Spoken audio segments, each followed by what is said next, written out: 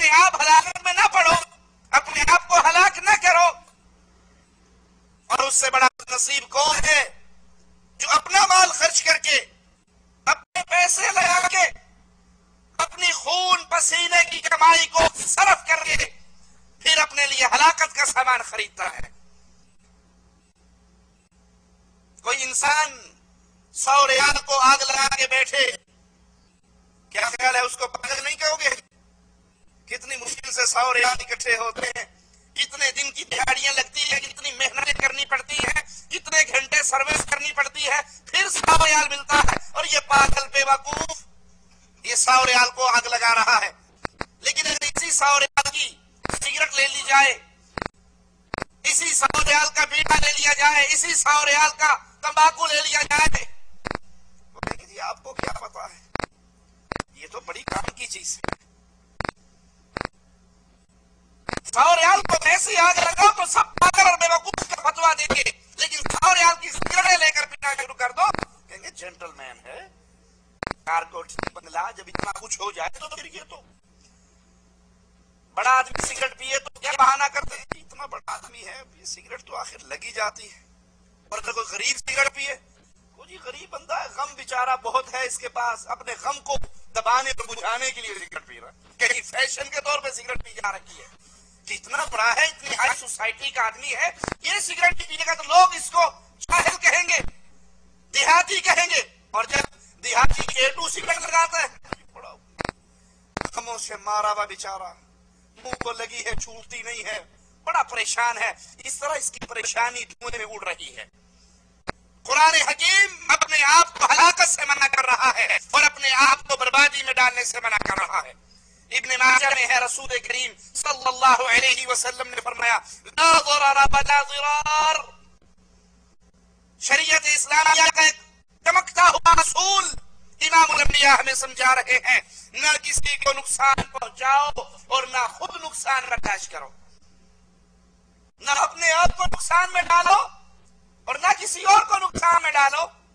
وہ جو سگریٹ پی رہا ہے وہ اپنے آپ کو بھی نقصان میں ڈال رہا ہے، اس کے پھیپھڑے خراب ہو رہے ہیں، اس کے دل کی مختلف بیماریاں اس پہ اٹیک کرنے والی ہیں، اس کے جسم کے اندر دفاعی نظام جو بیماریوں کے خلاف اللہ نے پیدا کیا وہ اس تمباکو کے زہر کی وجہ سے دم توڑ رہی ہے، بلڈ پریشر کا مرض اسی سے بڑھتا ہے، کینسر کا یہی سبب ہے، کھانسی ٹی بی کا یہی سبب ہے، یہ اپنے آپ کو نقصان میں ڈال رہا ہے، اور امام الانبیاء اپنے آپ کو نقصان میں ڈالنے سے منع کر رہے ہیں۔ لا ضرر ولا ضرار، نہ خود نقصان برداشت کرو اور نہ کسی اور کو نقصان پہنچاؤ۔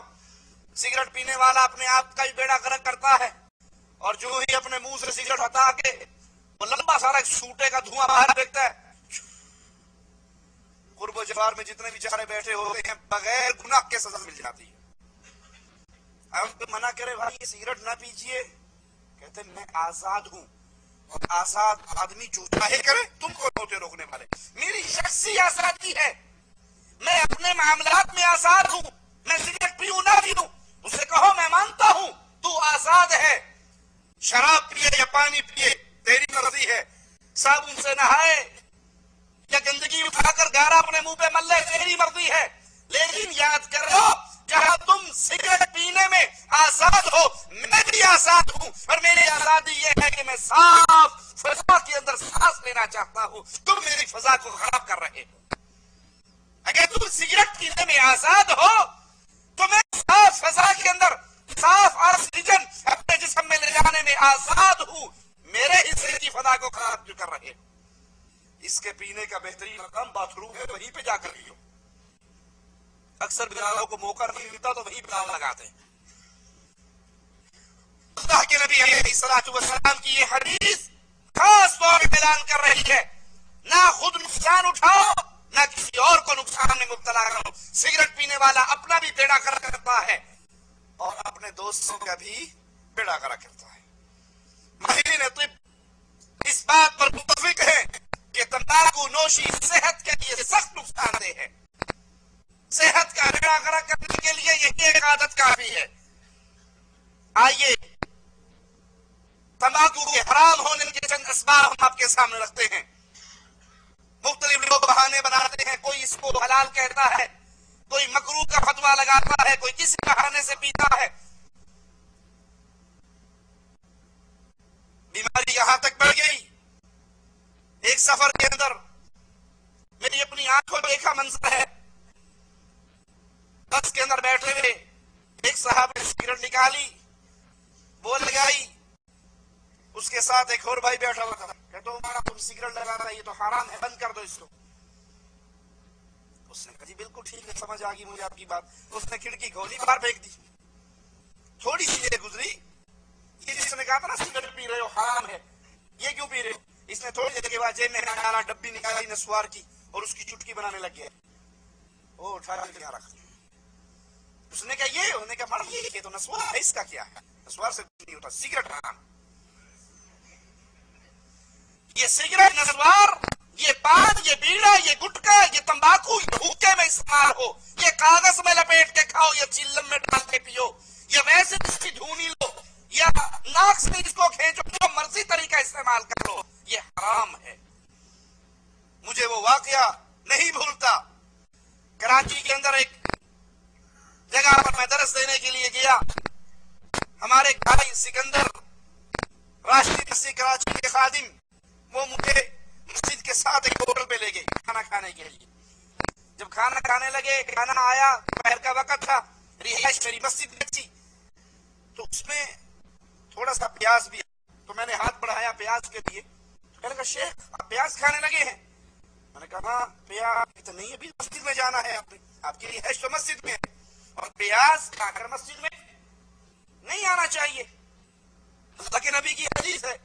میں نے کہا بات تو آپ کی ٹھیک ہے، باقی پیاز کھا کے مسجد میں نہیں آنا چاہیے. میں نے پیاز سے اپنا ہاتھ روک لیا، پیاز نہیں کھایا. یہی بھائی کھانا کھانے کے بعد میرے ساتھ چل رہا، اور جو ہی مسجد راشدی کے دروازے پر پہنچے، اس نے جیب میں ہاتھ ڈالا، پان نکالا اور منہ میں رکھ لیا. میں نے کہا سکندر بھائی ابھی تو آپ مجھے پیاز سے روک رہے تھے. ہاں وہ تو حدیث میں آتا ہے نا، منع ہے اس کی بدبو. میں نے کہا جو ابھی آپ نے منہ میں رکھا ہے یہ تو پان ہے، اس کا کیا ہے؟ یعنی یہ تمباکو کی ایسی کنڈیشن ہے جو ہمارے نزدیک حرام رہی نہیں، حلال ہو گئی.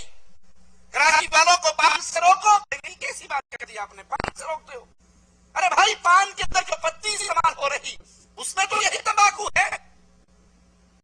پنجاب والوں کو سگریٹ سے روکو، حقے سے روکو، وہ کہتے ہیں یہ کیسی بات، یہ کس نے حرام قرار دی ہے؟ یہ جو سگریٹ ہے، یہ تو حقہ ہے، دادا ابو پیا کرتے تھے، دادا پیا کرتے تھے، ہم تو انڈیا میں پیتے آ رہے ہیں، آپ نے کیسا حکم سنا دیا؟ یہ تمباکو نوشی کی ساری صورتیں، وہ سگریٹ کی شکل میں ہو، وہ پان کی شکل میں ہو، وہ حقے کی شکل میں ہو، وہ نسوار کی شکل میں ہو، وہ بیڑے یا گٹکے کی شکل میں ہو، یہ تمام صورتیں شریعت میں حرام ہیں. اور حرام ہونے کے اسباب کیا ہیں؟ یہ تمباکو تمام اطباء اس پہ متفق ہیں، صحت کے لیے انتہائی نقصان دہ ہے.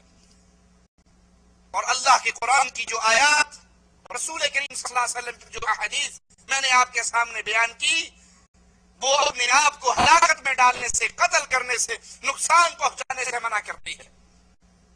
آئیے ایک اور حدیث سنتے ہیں، ترمذی اور نسائی میں ہے.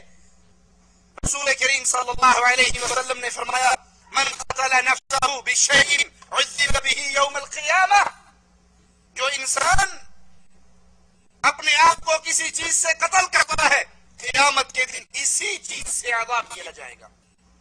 جائیے ہسپتال کے دورے کیجئے، ڈاکٹر سے رائے لیجئے، کتنے ہی کینسر کے وہ مریض ہیں جن کی مکمل ٹیسٹ آنے پر رپورٹ سامنے کے آتی ہے کہ اس کو کینسر کا یہ مرض سگریٹ پینے کی وجہ سے ہوا، اس کے پھیپڑوں کا بیڑا غرق سگریٹ کے دھوئیں کی وجہ سے ہوا.